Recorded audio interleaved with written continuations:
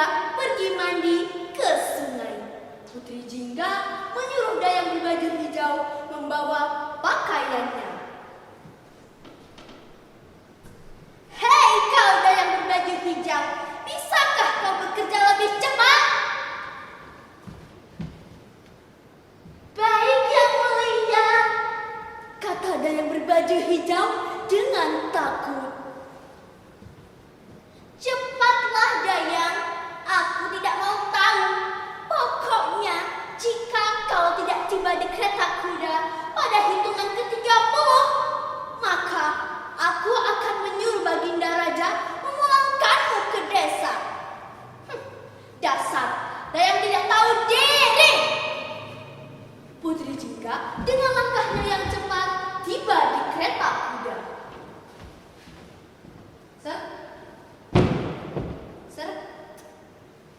Tak berapa lama kemudian, Dayang pun tiba dengan tergopoh-gopoh membawa keperluan sang putri.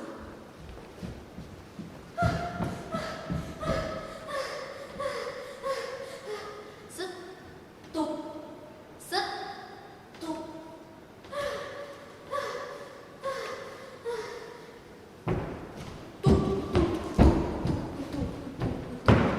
Setibanya di pemandian, para putri pun segera berendam sambil tersedak gerak.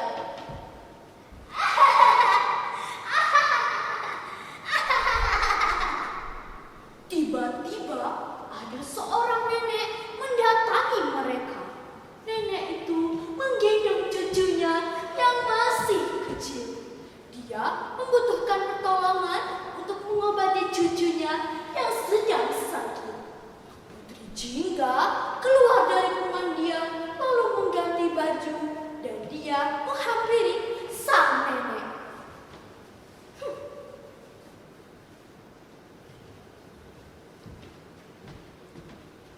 Hei kau nenek tua, pergilah dari sini.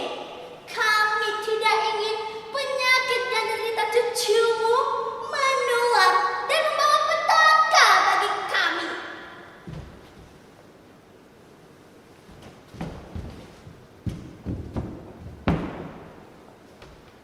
Kumohon yang mulia, aku hanyalah orang miskin yang mengharapkan bantuan dari yang berkuasa di negeri ini. Kumohon tolonglah cucuku, kata sang nenek sambil bersujud di kaki Putri Jingga.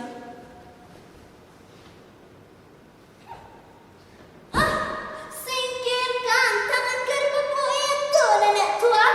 Aku tidak sudi membantumu.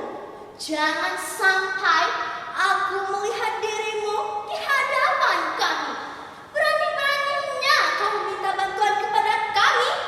Kau sungguh menjijikkan, kata Putri Jingga yang sudah kelewatan. Putri Jingga, kau sudah kelewatan kepada nenek. Ingatlah bahwa di negeri ini siapapun yang berbuat semena-mena akan terjadi hal buruk, kata putri yang baik hati. Di mana teman-teman? Jahat kan Putri Jingga? Mau dengar lanjutannya? Dengerin ya. Tiba-tiba langit pun mulai gelap diiringi gemuruh. Dur. Para putri dan sang nenek pun mulai ketakutan. Mereka ingat akan mitos. Seketika putaran angin kecil mengenai Putri Jingga. Tiba-tiba Putri Jingga telah berubah menjadi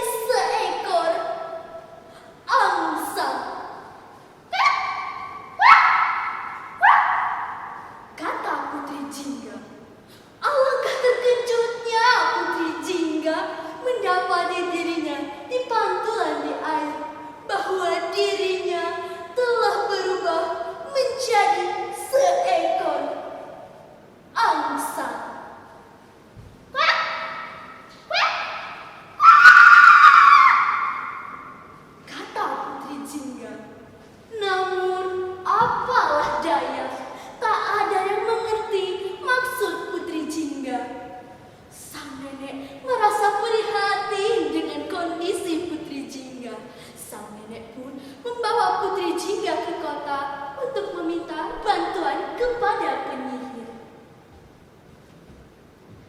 Tenanglah Tuan Putri.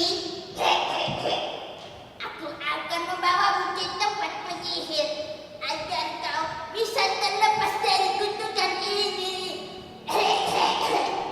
Kata sang nenek. Sampailah mereka di kota dan Putri Jingga bertemu dengan seorang penyihir yang sakti. Dan Putri Jingga kembali menjadi manusia. Putri Jingga meminta maaf kepada sang nenek.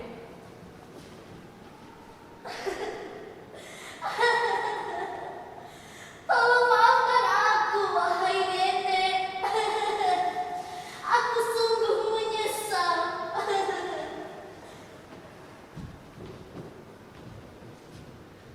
Tidak apa yang mulia. Yang lalu biarlah jadi pengalaman yang berharga. Sekarang ayo berdirilah Tuan Putri. Kata sang nenek sambil membantu Putri Jingga berdiri. Sebagai rasa terima kasih, Putri Jingga membawa sang nenek dan cucunya tinggal di kerajaan. Putri Jingga menyuruh tabib kerajaan untuk mengobati cucu sang nenek. Sejak kejadian itu, Putri Jingga telah berubah menjadi putri yang lebih baik. Dan mereka pun hidup bahagia. Nah teman-teman, gimana cerita Afika? Seru tidak? Hayo, ada yang tahu gak hikmahnya? Hikmahnya yaitu, dimanapun kita berada, kita tidak boleh berbuat jahat kepada siapapun. Karena semua perbuatan kita akan dibalas. Demikian cerita